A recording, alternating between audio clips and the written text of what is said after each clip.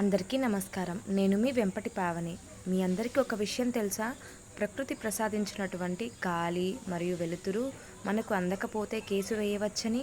ఉదాహరణకు గీత మరియు లలిత పక్కపక్క ఇళ్లలో నివసిస్తున్నారు. దీనిలో లలిత చాలా సంవత్సరాల క్రితం ఇల్లు కట్టుకుంది. లలిత ఇంటి వైపున కిటికీలు ఉన్నాయి. ఆ కిటికీల ద్వారా గాలి వెలుతురు నేరుగా గీతా స్థలం నుంచి వస్తున్నాయి.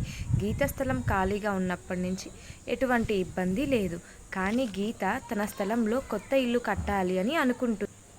ఇప్పుడు గీత కట్టే ఇల్లు లలిత ఇంటికి దగ్గరగా ఉంటే లలిత ఇంటికి వచ్చే గాలి వెలుతురు ఆగిపోయే అవకాశం ఉంది.